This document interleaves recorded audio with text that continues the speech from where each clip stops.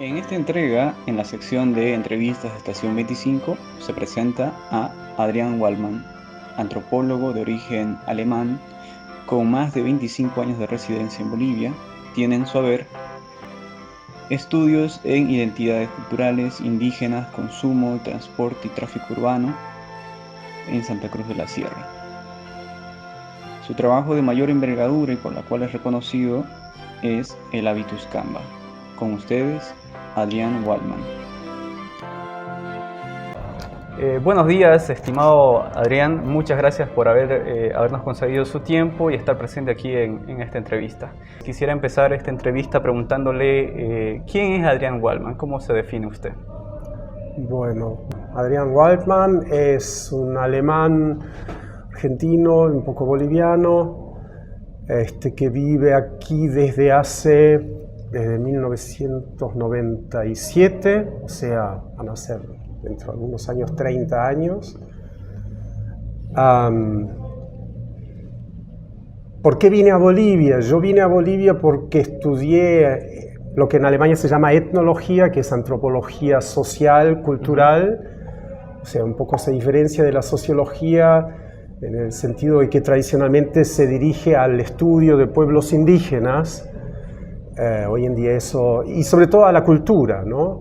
El fenómeno de la cultura, y porque Bolivia tiene muchas etnias, una gran población autóctona, entonces Bolivia me pareció un sitio interesante para explorar la antropología que yo había estudiado en Alemania y en Inglaterra desde un punto de vista práctico y aplicarla.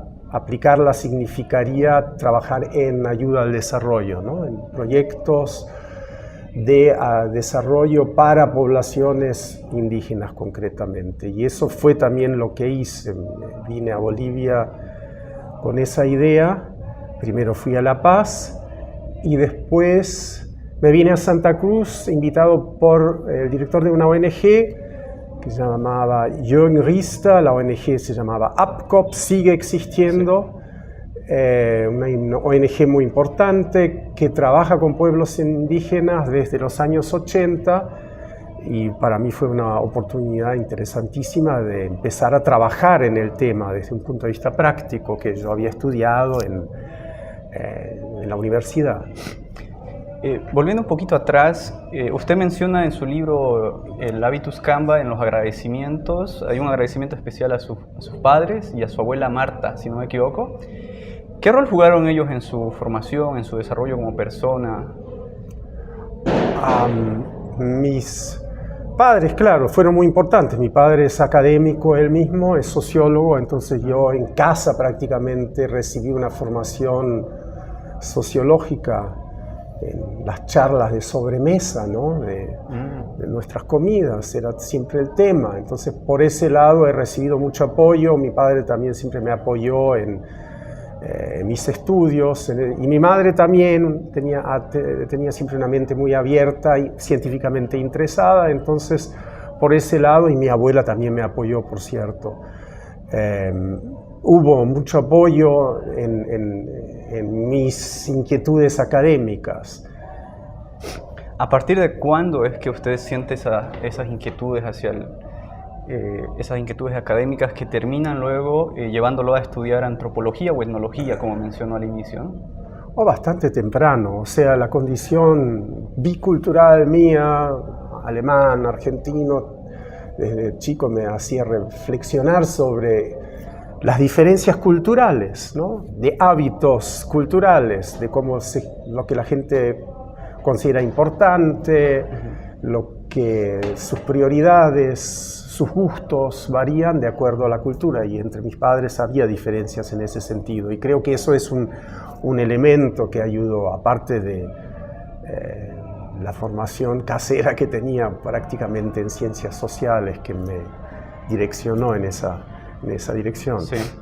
Entonces, en ese sentido, ¿hubo un apoyo? Bueno, ¿cuál fue la reacción de su familia en cuanto usted determina estudiar esa carrera, ¿no? Positiva, totalmente positiva. Sí. Creo que no es tan usual eso, pero en el caso de mi familia sí, como mi padre también había estudiado algo que en su momento no prometía mucho futuro profesional, él me apoyó completamente en explorar algo que no lleva a una profesión como, qué sé yo, medicina, ¿no? Lleva profesiones, pero es más difícil encontrar una profesión aplicada para la antropología, ¿no? Es más una disciplina académica, aparte de ciertos ámbitos como este ámbito de la ayuda al desarrollo, pero ahí también generalmente trabajan más técnicos, sí. Gente con formación forestal, ingenieros, son los que se solicitan. Entonces sí, en ese sentido no era una perspectiva muy prometedora profesionalmente, pero mis padres me apoyaron. Ya entrando un poco a los inicios de su formación, desde que usted inicia el estudio de la etnología y antropología, ¿cuáles han sido estas influencias teóricas que marcan un poco su panorama o las prioridades de investigación que luego va a abarcar, ¿no? O sea, partamos de mis experiencias, digamos, en APCOP. Esas fueron fundamentales en el trabajo con pueblos indígenas. Yo estaba más a cargo de comunicación, departamento de comunicación. Hacíamos videos sobre indígenas, diferentes poblaciones con las que trabaja APCOP. Trabajaba, no sé cómo está ahora, con los chiquitanos, ayoreos, sobre todo guaraníes también.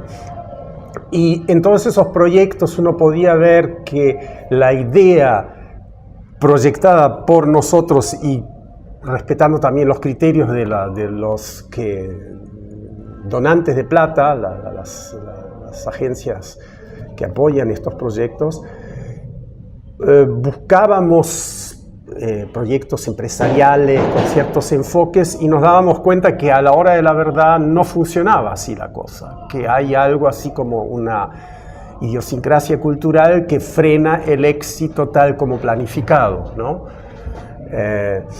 Y que eso tiene que ver con esa dimensión cultural que es difícil, no es tangible, es difícil de captar. ¿Por qué? Porque las prioridades de nuestras contrapartes eran otras. O sea, por ejemplo, los ayoreos se había planificado un aserradero y manejo de monte, y cuando entraba plata y cuando funcionaba, entonces trabajaban duramente, pero apenas habían acumulado algo de plata, entonces dejaban de trabajar y se iban a cazar al monte, y la continuidad del trabajo para supuestos clientes, entrega de madera, ya no se daba, porque ellos tenían otras prioridades. Esa mentalidad de productividad no está presente tradicionalmente en la cultura indígena, que no tiene esa dimensión tradicionalmente del capitalista, ¿no? De mercado, de economía de mercado inserta en su cultura, y que tiene que aprender a manejar eso. Entonces, esas eran, como muchos otros aspectos, asuntos culturales que frenaban el éxito de proyectos de una forma que no me dejaba de sorprender. Y ahí empecé a entender que cultura, mentalidades juegan un papel importante, más allá de instituciones y acontecimientos sociales y condiciones sociales en sí. Son difíciles de describir en términos sociológicos, porque se refieren a un ámbito que la sociología misma tradicionalmente no se concentra tanto en ello, ¿no? Porque tradicionalmente la sociología es una disciplina que originó en Europa para europeos, teniendo en cuenta un marco cultural con el que igual todos están familiarizados y del cual todos parten, que es el marco que manda, ¿no? Cultural. Eso es el origen de la sociología, y la antropología más bien origina en darse cuenta de los poderes coloniales, que en sus colonias las cosas funcionan diferente y que no pueden aplicar las mismas reglas que aplican en su propio país, en Inglaterra, en Europa, ¿no? Sí. Entonces, esa parte me llamó mucho la atención y empecé a indagar en eso. Y no precisamente habiéndolo tenido esa experiencia más con pueblos indígenas, me concentré en la dimensión, en la población no indígena cruceña, ¿no? En mis estudios. Ahí hubo un cambio. Y es quizás a la siguiente pregunta que vamos a girar. Cuando usted trabaja con APCOP, ¿ya estaba en desarrollo su tesis doctoral o es posterior o previo a la tesis doctoral que termina luego constituyendo lo que es el Habitus Camba? No, yo después de APCOP empiezo a hacer mi investigación doctoral. Es decir, me alimento de las experiencias que tengo en APCOP y incursiono en otro ámbito, ¿no? Pero era primero la experiencia de APCOP y después a partir del 2000, 2001, no, 2002 creo que era, empiezo mis estudios. ¿Cuánto tiempo es que usted trabaja en APCOP? ¿Cuánto tiempo dura esta experiencia? Hubo diferentes fases, o sea, tuve una fase antes del doctorado, después otra después del doctorado. Fueron unos 5 años previos a esta investigación. En ese proceso que usted llega a Bolivia, su primera llegada a Bolivia es ¿en qué año? En el 96, si no me equivoco. En el 96. Previo a eso, ¿cuál era la visión que usted tenía de Bolivia? Yo había estado en el 84 o 5, en la época de la hiperinflación, y me había fascinado el país, sí, me había impactado también esta situación económica y todo lo que contrasta con el estilo de vida de un niño alemán en situaciones, en contextos de vida cotidiana alemana. Era otra cosa completamente diferente y me fascinó, sí, y de ahí tenía ya algunas ideas, pero claro, nada formado. ¿Cuándo da este salto entonces de trabajar con poblaciones indígenas, de tener esta inquietud en las mentalidades, la cultura indígena? ¿Y cuándo da este salto a la población no indígena, ¿no? Cuando ya se concentra en los cruceños? Mi trabajo prácticamente tenía su base en Santa Cruz. A diferencia con algunos colegas que trabajaban más en el campo, en proyectos productivos en el campo. A mí me tocaba estar acá y viajar al campo y hacer entrevistas, y por eso Santa Cruz era mi base, y a raíz de eso empecé a interesarme más por los cruceños, porque prácticamente tenía delante de mi puerta, me daba cuenta, también una cultura muy interesante con sus propias características que no es indígena, no es el tan exótico, el objeto de investigación tan exótico, tradicionalmente fascinante para antropólogos buscar alguna población indígena aislada y rescatar todos los datos. Eso ya estaba bastante avanzado, ese trabajo, y a mí me interesó meterme en el estudio de una población que en el fondo nadie considera así desde un punto de vista antropológico particularmente interesante. Tengo que corregir, había habido un danés que había hecho antes una pequeña investigación sobre identidad cruceña, y eso me dio unas ideas de profundizar y tomar ese tema y profundizarlo. Lo que comenta es muy interesante porque me lleva a plantearle la siguiente pregunta, ¿no? ¿Cuál era la visión que usted tenía en ese entonces de la antropología que ya se había desarrollado en Santa Cruz concretamente, o en Bolivia? ¿Cuál fue su apreciación sobre los avances o las limitantes de la antropología boliviana o de tierras bajas sobre todo, ¿no? ¿Qué puedo decir al respecto? Como era de esperar, es un país con su tradición académica en ciertos aspectos, pero en otros no hay tanta tradición universitaria, y a raíz de eso realmente muchos de los trabajos interesantes en ese momento, hoy en día la situación ya ha cambiado, provenían de extranjeros que habían estado acá, y aquí se hacían pequeños estudios, había intereses, pero a raíz de la falta de recursos económicos, etcétera, la investigación sobre el tema de Santa Cruz no estaba muy avanzada. Había interesantes fuentes de los años 30 o de un Dwight Heath, pero realmente estudios culturales interesantes sobre Santa Cruz prácticamente muy pocos. Unos autores que después cito también, Enrique Finot, o sea, autores de la época cruceña antes del gran cambio modernizador que en su momento hacen un retrato de la ciudad. En general, la antropología es importante, es considerada importante en Bolivia, pero creo que hay más tradición en La Paz, en el occidente, por una mayor tradición también académica que hay. Y de eso me alimenté un poco, ¿no?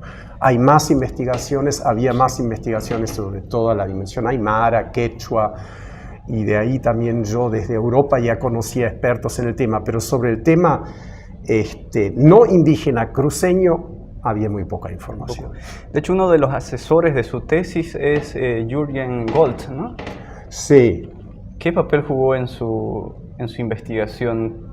Él fue prácticamente, lo que fue mi investigación, fue la tesis doctoral, ¿no es cierto? Y esa tesis doctoral que la hice en Berlín, en la Universidad de Berlín, aunque no la hice en Berlín, la hice más acá que estando en Berlín, necesitaba un supervisor, y este supervisor era el señor Gold, que era absolutamente idóneo, era lo mejor que me hubiera podido suceder, porque él era experto en el estudio de poblaciones indígenas en Lima, el fenómeno limeño, ¿ya?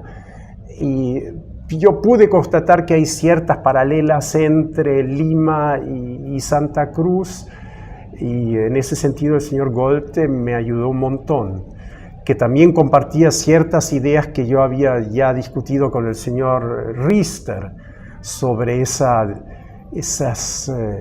la dimensión cultural y la importancia de esas idiosincrasias propias de poblaciones locales a ser tomadas en cuenta para ver los desarrollos sociales, ¿no?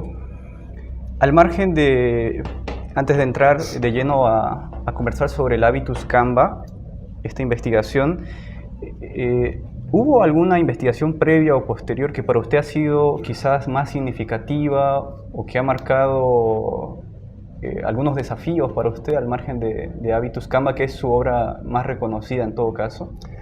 ¿Vos te referís a estudios etnográficos? Sí. La verdad, como dije, no había mucho estudio sobre Santa Cruz, entonces tampoco había mucho con lo que a lo cual me hubiese podido referir, aparte de la investigación de Dwight Heath, que era más bien una investigación tradicional, en un sentido tradicional etnográfico de recontar los hábitos de una población, ¿no? Las costumbres, las particularidades culturales, ¿no? Sí. Bueno, en realidad me refería a estudios propios que usted ya realizaba antes de Habitus Camba, que haya sido para usted también significativo o quizás posterior. Ha hecho pequeños estudios, realmente pequeñas cositas sobre el comportamiento urbano, el tráfico urbano, y había hecho algunos intentos previos, pero realmente donde pude desarrollar mis ideas, eso fue en el Habitus Camba. En el Habitus Camba. Ah, sí, perfecto. Se me aclararon un poco las cosas que antes no tenía claras. ¿A partir de qué momento es que surge esta idea clara de sentarse a iniciar esta investigación para su tesis doctoral? Pues quizás le menciono una anécdota, una observación más bien, que es, yo vivía cerca del canal Isuto, del otro lado, y yo cruzaba a veces en esos años 90 a Equipetrol y veía de noche esa vida nocturna que en ese momento se desarrollaba en la calle. Hoy en día ya eso pasó, ¿no? Pero en esa época había ese fenómeno de que los jóvenes adinerados de Santa Cruz circulaban en coche por la avenida San Martín y estaba atascada de gente, mientras que los boliches, propiamente dichos, tenían poca confluencia. Entonces era una cosa muy, a mí que me llamaba la atención, ¿no? Y no era evidente que no era por escasez de dinero, como uno hubiera podido suponer, así alguien me dijo eso viniendo desde afuera, sí, es porque no tienen la plata para entrar al boliche, y yo quedé con la duda de que eso no es realmente el motivo, hay otra lógica que está detrás de eso. El fenómeno equipetrolero fue uno de los momentos que me motivaron las observaciones ahí a entrar a analizar esto más a fondo.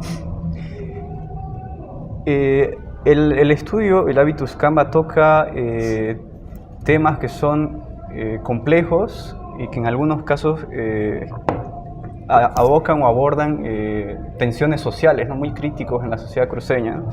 En ese sentido, ¿cuáles fueron sus mayores desafíos o dificultades en el proceso de iniciar este estudio, el hacer el estudio etnográfico, trabajar con las entrevistas? ¿Qué dificultades sociales y culturales conllevó todo este proceso? La verdad que no tuve muchas dificultades, no puedo decir tal cosa. Me fue bastante bien de entrada porque ya llevaba tiempo además acá, ya conocía gente, tenía amistades, sabía un poco, conocía los temas, sabía cuáles eran un poco la idiosincrasia y eso, y conocía a las personas, y cada entrevistado ha sido enormemente generoso y benévolo conmigo, entonces solamente, y eso también lo dije, puedo agradecerles a mis entrevistados que fueron también siempre muy sinceros, muy honestos, muy autocríticos. En ese sentido no puedo absolutamente quejarme para nada, más bien me quedé admirado ante la sinceridad y la capacidad de autocrítica cultural que manifestaron mis entrevistados, que fueron unos 17, o sea, no fue una cosa muy complicada, fue una cosa complicada en el sentido de hacer esas entrevistas, de transcribirlas, analizarlas, pero el levantamiento de datos en sí, en forma de entrevista, es uno bastante grato, ¿no? Interesante.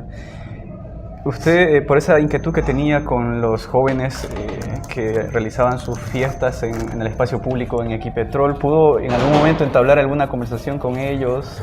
¿Alguna conversación informal? No, eso no era la idea. Eso era un espacio de observación. Claro. Y después, lo que sí hice, sí conocí jóvenes que estaban metidos en esa movida, pero no era en ese sitio, en ese momento, sino por una cierta confianza establecida a través de amistad o colegialidad en el trabajo también. Tuve colegas que entrevisté y con los cuales toqué estos temas, ¿no? Ahora, es interesante lo que nos comenta en cuanto a la recepción, ¿no?, de los entrevistados a la propuesta de la investigación. Cuando ya concluye esta investigación, sale publicado la tesis doctoral como libro en el Habitus Gamba. ¿Cuál es la reacción en la academia local o nacional, ¿no?, frente a los resultados, los hallazgos y la propuesta que usted plantea en esta investigación?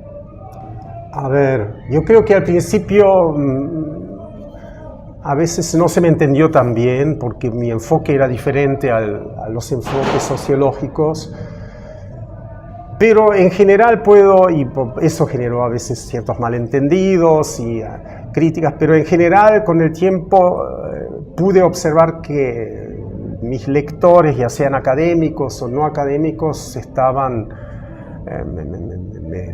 de acuerdo con lo que yo escribí, ¿no? Ya sean académicos, ya no sean académicos, y eso era lo que realmente más me confirmó en que podría no estar equivocado, porque un académico siempre se mueve en el mundo de sus teorías y de repente ante tanta teoría se olvida de la realidad, ¿no? Pero como gran parte de mi trabajo son charlas, son la reproducción de las charlas que tuve con mis entrevistados y ellos se leen a sí mismos, solo bajo ciertas estructuras que yo impuse, y generalmente mis entrevistados y la gente en general me decía, sí, es así. Como nos comentaba entonces, esta investigación ha sido muy significativa para usted. De manera general, ¿qué es lo que logra rescatar de esos hallazgos, esos resultados o las conclusiones a la cual llegan? de este estudio? Bueno, fue algo que para mí fue bastante significativo, el hallazgo, que el hecho de que haya una mentalidad, podemos decir, yo la llamé estamental, o la podemos llamar también feudal, o sea, perteneciente a un mundo con sus lógicas completamente diferentes a las que mandan hoy, que es un mundo, yo lo definí como moderno.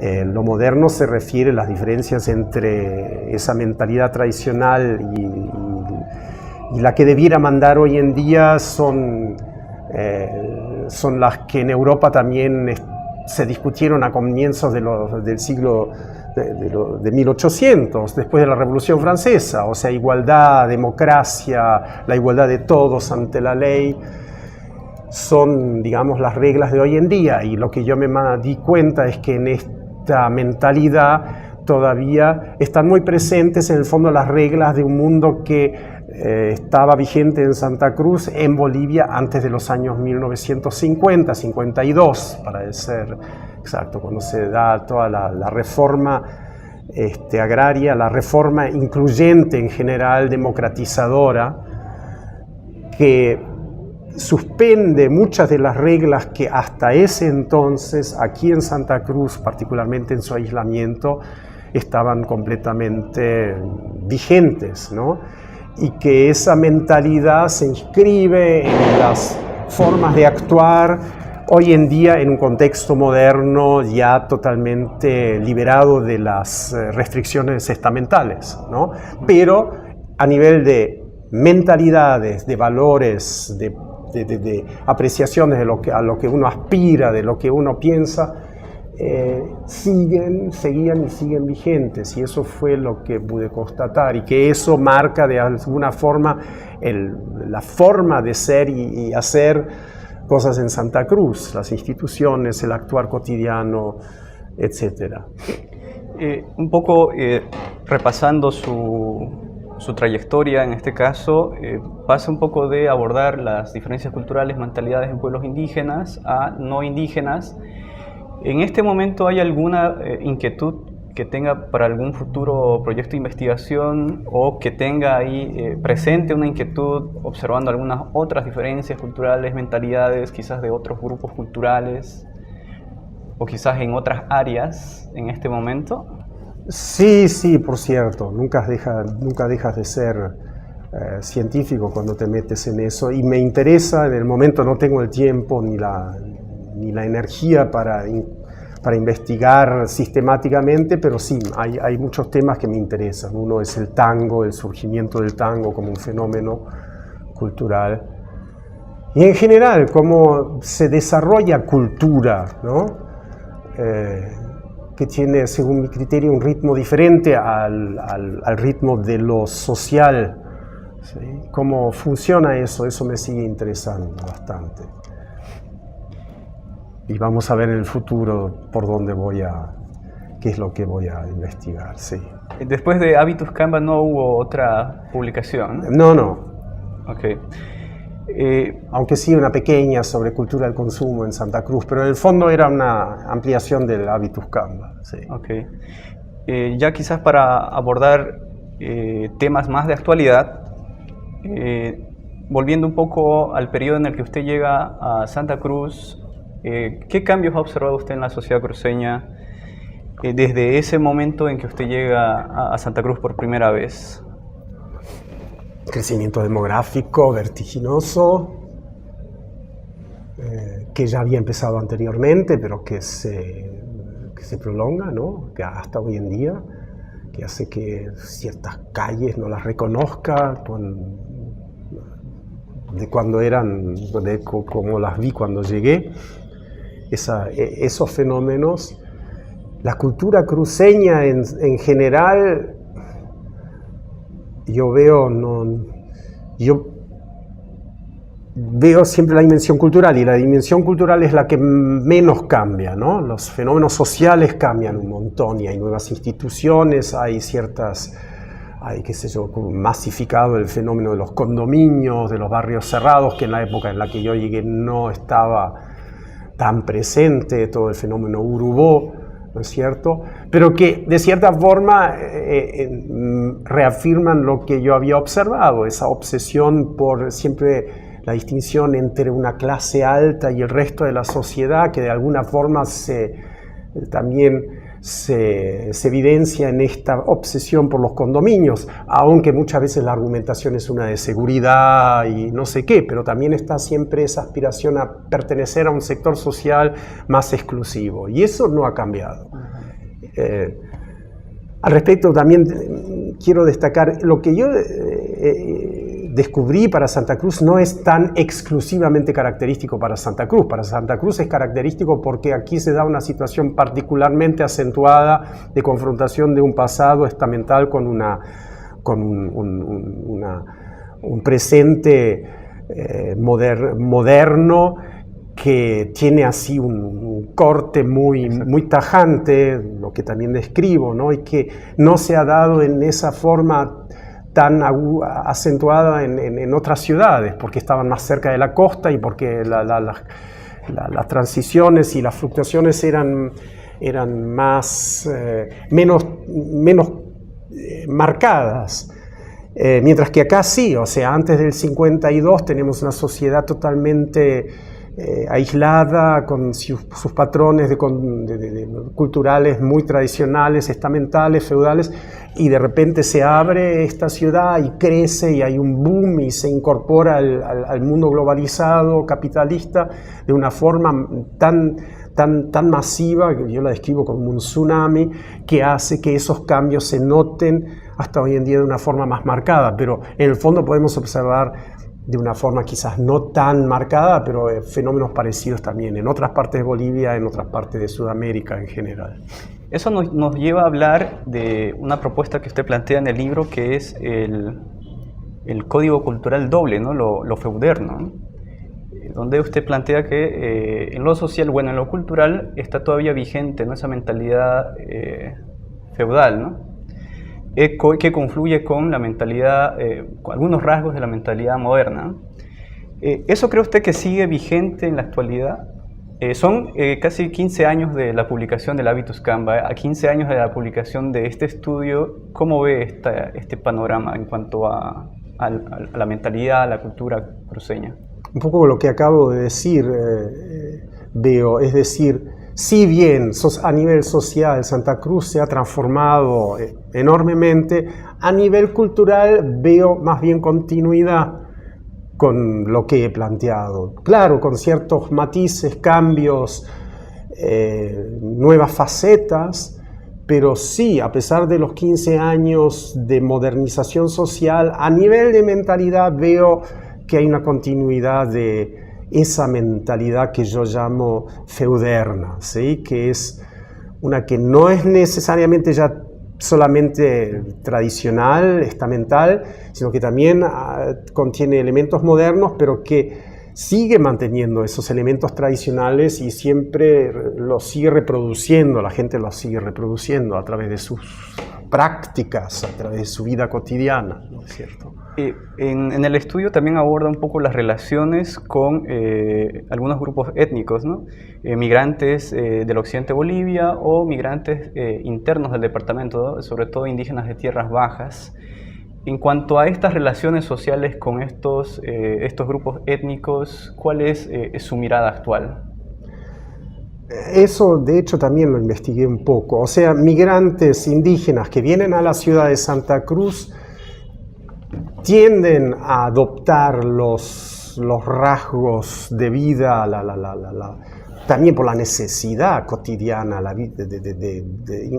de sobrevivir. O sea, tienen que conseguir un trabajo, para eso tienen que tener una formación, una capacitación universitaria de alguna profesional, y en la medida que entran en esta dinámica, entran en la dinámica que es la de una ciudad moderna, con sus exigencias, y dejan detrás sus prácticas indígenas. O sea, se convierte en algo así, una nostalgia más bien, porque todas las competencias prácticas, y en antropología es importante hablar de prácticas, no solamente de mentalidades, que ellos tienen de cazar, pescar, agricultura, realmente no tienen utilidad acá. Entonces, en la medida que entran en esta lógica urbana, tienden hasta cierto punto a abandonar su, no digo identidad indígena, pero muchos rasgos de su identidad indígena. Siguen considerándose indígenas, pero en su forma de comportarse y de hacer y de ser en la vida cotidiana, generalmente con personas no indígenas, van a procurar adaptarse a los estilos urbanos. Entonces hay como un abandono a favor de esta cultura urbana. Dentro de la ciudad, en el campo no lo sé, yo creo que hay igual una fuerte tradición cultural indígena que sigue vigente, pero no sé decir mucho sobre los desarrollos recientes de esto. Muy bien. Otro de los elementos que aborda en su estudio es, hay una mirada hacia la institucionalidad, hacia la forma de gobierno en Santa Cruz, ¿no? Aborda el Comité Pro Santa Cruz y algunas formas de organización cruceñas que hay, ¿no? Lo que usted comenta en el estudio puede estar vigente aún sobre estas formas de organización, estas instituciones. Definitivamente. O sea, un aspecto que yo planteo en mi trabajo, que la gran diferencia entre esta mentalidad tradicional y la actual, o los estilos actuales, es pasar de un estilo personalizado a un estilo despersonalizado, ¿sí? Todas esas instituciones tradicionales, la familia, el verse en la plaza, son permanentes situaciones en que personas se encuentran entre ellas. El mundo moderno, burocratizado, tiende al anonimato, a la despersonalización de las relaciones, y lo que es típico de acá es que muchas veces se inserta lo personal en lo despersonalizado, ¿sí? Lo que también después en ciertos contextos es lo que se llama después corrupción, ¿no? Tiene sus facetas no deseadas, ¿no es cierto? Si yo favorezco a un familiar para que consiga el trabajo en un puesto donde hay una, ¿cómo se llama?, convocatoria pública, entonces estoy actuando desde una forma lógica, porque desde un punto de vista de relación personal, porque sé que es un buen chico y viene de buena familia, y eso hubieran sido los criterios tradicionales, pero desde un punto de vista de los criterios de elección hoy en día, que son por competencia, capacidad, etcétera, no estaría bien, ¿no? Y en ese sentido todo el tiempo tenemos como inserción de mentalidad tradicional en instituciones modernas, y el Comité Pro Santa Cruz un poco es también eso, son personas en las que se confía que adoptan ese papel y que asumen ese papel por un lado con ciertos tintes democráticos, pero también con ciertos tintes tradicionales, lo que llama Susana Seleme la democracia delegada, ¿no es cierto? Ellos toman las decisiones por la población, en general. ¿Le provocó algunas inquietudes, observaciones, las últimas manifestaciones políticas que hubo en los últimos años, los paros casi continuos que se desarrollaron, el paro de 36 días, de los 21 días? ¿Usted se encontraba en Bolivia para esas fechas? Yo me encontraba en Bolivia para esas fechas. ¿Qué observaciones le generó esto? Porque en el libro menciona un paro cívico que duró algunos 4 días, si no me equivoco. Pero ¿qué observación o qué inquietud le provocó que los últimos paros que se han desarrollado en Santa Cruz han sido con esta prolongación en el tiempo, ¿no? Bueno, eso tiene que ver con la situación política. No es realmente mi tema la situación política, pero ha cambiado profundamente la situación hace 15 años o 18, y entonces eso ha generado una nueva situación de conflicto entre tierras bajas y gobierno, etc. Son situaciones que dan lugar a que, supongo que explican esos paros cívicos. Para mí, los paros cívicos en general son formas de tratar de implementar democracia, que es otro tema. La democracia es un producto importado de Europa con una idea definida y que en Europa ha funcionado porque hemos tenido en Europa una historia previa que nos condujo a eso, a a los estados de derecho y a las democracias. Acá esto es un poco impuesto desde afuera y por eso no funciona particularmente bien el parlamento, la cultura parlamentaria de oposición, de todas estas cuestiones, y eso no es una característica exclusiva de Bolivia, sino de toda Sudamérica, y a raíz de eso surgen nuevas formas de manifestar su descontento, de lo cual los paros cívicos son una articulación, ¿no es cierto? Manifestaciones sociales, o sea, manifestaciones fuera del espacio parlamentario, porque ese no da. No es suficiente. Entonces la sociedad se pone en campaña para de alguna forma hacer actividad parlamentaria fuera del Parlamento, y para mí estos paros cívicos y todas estas iniciativas, actividades políticas, manifestaciones son un poco articulación de eso. Eso es lo único que se me ocurre al respecto.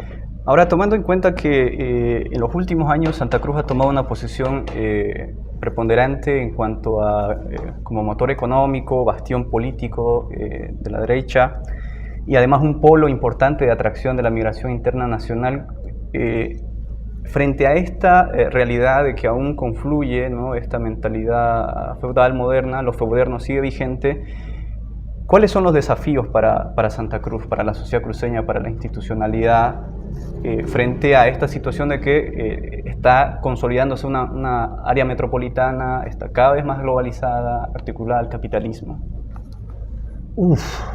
Estamos hablando de mentalidades, y lo que yo me limito a ese ámbito, porque lo otro que hablen sociólogos no te puedo decir. Seguramente hay 1.000.000 de retos a nivel social, ¿sí?, que se pueden tematizar, pero si hablamos de lo cultural, no puedo decir mucho. Me quedo siempre impresionado por la capacidad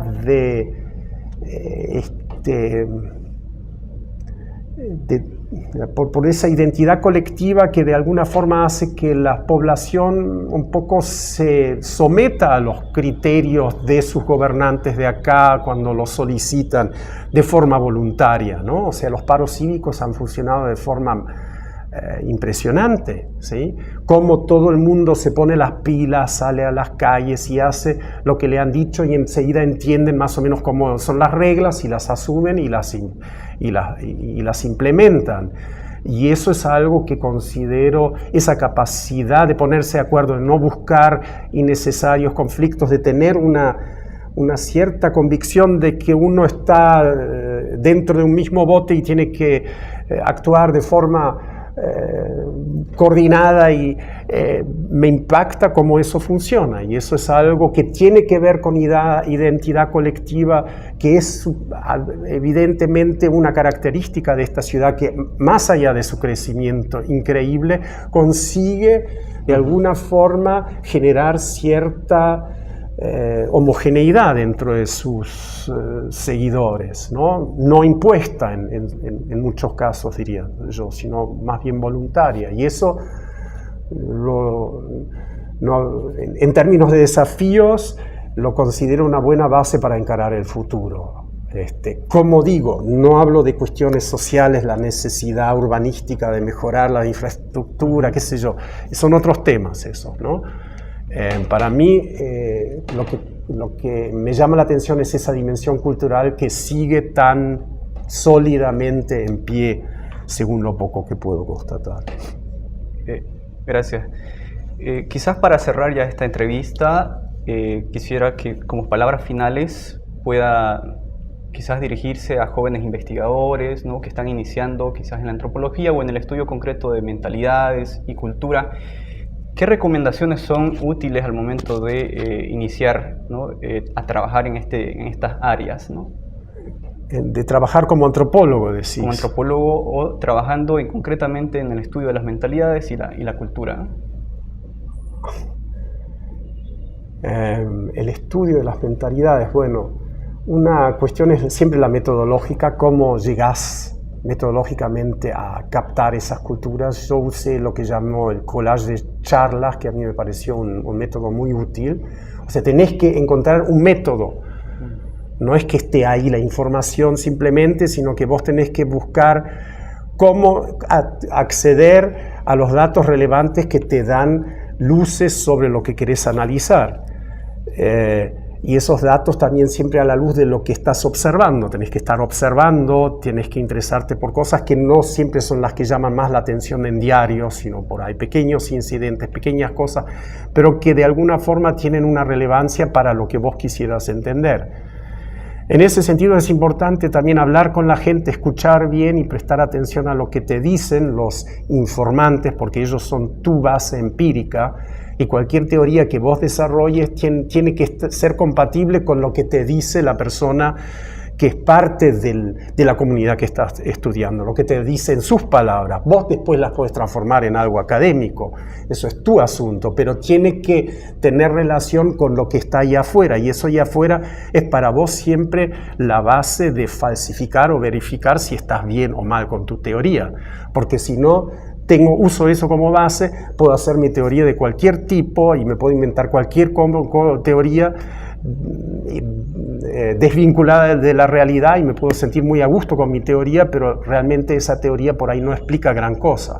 Entonces, la relación entre tu teoría y la realidad empírica, tener siempre eso en mente y tratar de acercarse a esa realidad empírica de la forma más sincera y seria posible, eso es algo fundamental para cualquier estudio científico, social y cultural en particular. Es importante que tengas en cuenta diferentes actores sociales, o sea, vos no podés entrevistar a 5 personas que son del mismo origen social, sino que tenés que buscar gente de la clase alta, migrante, gente joven, indígena de la ciudad, que de alguna forma, desde sus variados puntos de vista, te puedan dar una luz sobre ese conjunto bastante difícil de abarcar, porque abarcar una ciudad de 2 millones de habitantes en un estudio cultural es, en el fondo, es una pretensión, es un poco pretencioso. El típico antropólogo se concentra más en